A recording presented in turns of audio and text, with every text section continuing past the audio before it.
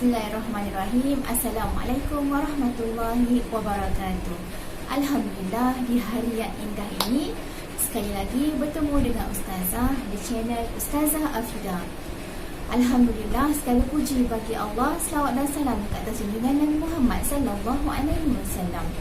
Hari ini Ustazah akan membicarakan pelajaran pendidikan Islam tingkatan 4, tajuk akhlak Islamiah. Bersikap benar, menjauhkan kemunafikan. Okey, diharap semua pelajar bersedia untuk bersama-sama dengan Ustazah untuk kita kongsikan apakah intipati yang terdapat dalam tajuk ini. Jom. Apakah yang dimaksudkan dengan benar? Benar ialah tidak berdusta dari segi perkataan, perkhabaran dan juga perbuatan. Maksudnya semuanya yang benar-benar sahaja.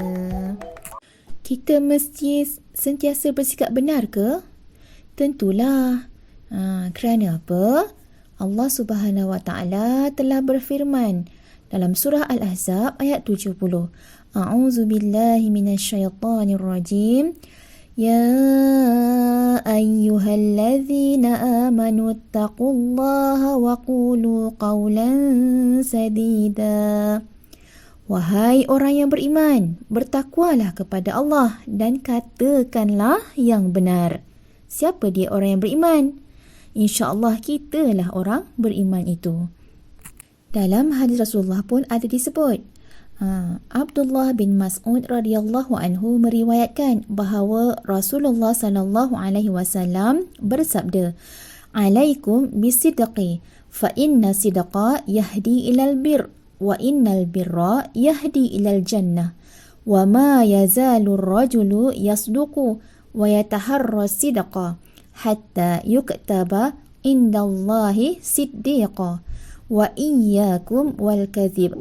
فَإِنَّ الْكَذِبَ يَهْدِي إِلَى الْفُجُورِ وَإِنَّ الْفُجُورَ يَهْدِي إِلَى النَّارِ وَمَا يَزَالُ الرَّجُلُ يَكْذِبُ وَيَتَحَرَّى الْكَذِبَ حَتَّى يُكْتَبَ عِندَ اللَّهِ كَذَّابًا. Maksudnya, hendaklah kalian sentiasa bersikap benar. Sesungguhnya benar itu membawa kepada kebaikan dan kebaikan itu membawa ke syurga. Seseorang yang sentiasa bersikap benar akan ditulis di sisi Allah sebagai seorang yang benar. Dan orang yang berdusta itu, sesungguhnya dusta itu membawa kepada kejahatan. Dan kejahatan itu membawa ke neraka. Seseorang yang sentiasa bersikap dusta akan ditulis di sisi Allah sebagai seorang pendusta. Bagaimanakah kita mempraktikkan bersikap benar dalam kehidupan kita? Yang pertama, benar dalam tutur kata kita.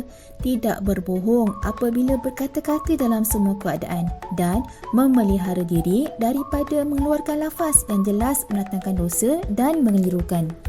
Benar dalam niat dan kemahuan. Niat kena ikhlas kerana Allah, bukan kerana menunjuk-nunjuk atau hanya untuk mendapat perhatian orang lain.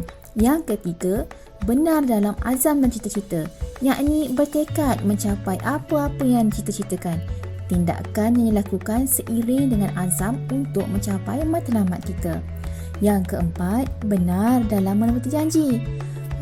Berjanji dengan apa yang mampu ditunaikan sahaja. Lepas tu, kenalah berusaha tunaikan apa yang dijanjikan. Seboleh-bolehnya secara tepat sesuai apa yang kita janjikan. Dan yang kelima, benar dalam tugas, iaitu melakukan tugas tanpa mengharapkan balasan dan lakukanlah secara baik dan tepat seperti mana yang dikehendaki.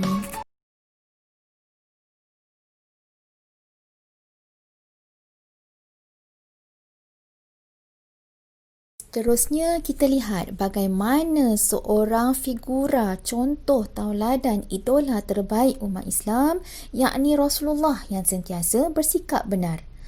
Contoh yang pertama, Rasulullah SAW menyampaikan wahyu Allah kepada umat manusia dengan bersifat benar. Baginda tidak pernah menokok tambah ayat yang disampaikan. Ajaran Islam disebarkan juga tidak mengikut kehendak dan pendapat peribadi baginda, kerana setiap apa tutur katanya hanyalah berdasarkan wahyu Allah semata-mata. Buktinya firman Allah Subhanahu wa taala dalam surah An-Najm ayat 3 hingga 4. Wa ma yantiqu 'anil hawa in huwa illa wahyun yuha. Dan ia tidak memperkatakan sesuatu menurut kemahuan dan pendapatnya sendiri. Segala yang diperkatakannya itu tidak lain hanyalah wahyu yang diwahyukan kepadanya. Okey, contoh kedua pula. Al-Hasan radhiyallahu anhu menceritakan bahawa seorang perempuan tua telah datang berjumpa Rasulullah sallallahu alaihi wasallam supaya baginda mendoakannya masuk ke dalam syurga. Lalu baginda memberitahunya bahawa orang tua tidak akan masuk ke dalam syurga. Allah, kan? Wanita tua itu terus berlalu pergi sambil menangis. Sedihlah sebab dah tua, kan? Tak dapat masuk syurga ke rupanya. Lalu Rasulullah sallallahu alaihi wasallam bersabda, "Akhbiruha annaha la tadkhuluha wa hiya ajuz. Inna Allah ta'ala yaqul فَجَعَلْنَاهُنَّ أَبْكَارًا عُرُبًا أَتْرَابًا dalam surah Al-Waqi'ah ayat 136 hingga 7. Hadis ini ialah hadis qudsi yang diriwayatkan oleh At-Tirmizi. Maksudnya apa? Kamu beritahulah kepadanya bahawa sesungguhnya dia tidak akan masuk syurga dalam keadaan tua. Sesungguhnya Allah Ta'ala berfirman, sesungguhnya kami ciptakan wanita-wanita penduduk syurga itu secara langsung, di mana kami jadikan mereka gadis-gadis yang penuh dengan cinta kepada suami masing-masing dan sebaik pula umurnya. Nampak tak apa yang Ustazah nampak? Kita walaupun bergurau dengan tujuan nak menggembirakan orang lain, bukan bergurau nak sakitkan hati orang, nak gembirakan dia, tapi biarlah perkataan yang kita keluarkan, perbuatan yang kita pamerkan bukan perbuatan dusta, bukan kalimah yang tidak benar. Berusahalah menggembirakan orang lain dengan kebenaran. Contoh sifat Rasulullah sallallahu alaihi wasallam. Apa pula kebaikan, hikmah atau faedah bila kita sentiasa bersikap benar? Yang pertama, terpelihara daripada sifat munafik yang dibenci oleh Allah. Yang kedua, menenangkan hari kerana hati kita tidak melakukan dosa. Yang ketiga, saling bekerjasama kerana wujud perasaan saling mempercayai antara satu sama lain. Seterusnya, menjadi tauladan contoh kepada orang lain kerana maruahnya dipandang tinggi. Pelajar sekalian, bersikap benar sangat penting dalam kehidupan seorang Muslim agar kita dijauhi daripada sifat munafik yang amat dibenci oleh Allah Subhanahu wa taala.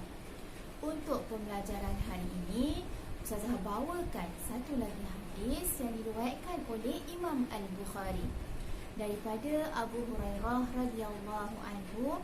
Nabi sallallahu alaihi wasallam bersabda, Ayatul munafiq thalatha, idza haddasa kadzaba, idza wa'ada khalafa, wa idza tumina khana. Maksudnya, tanda orang munafik itu 3. Apabila dia bercakap, ia akan berdusta. Apabila dia berjanji, dia akan mungkiri. Dan apabila ia diberi amanah, dia akan mengkhianatinya.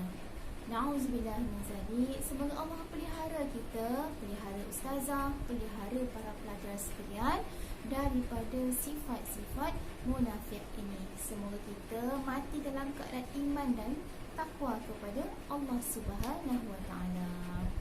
Insya-Allah kita pasti akan bertemu lagi dalam tajuk pembelajaran yang lain.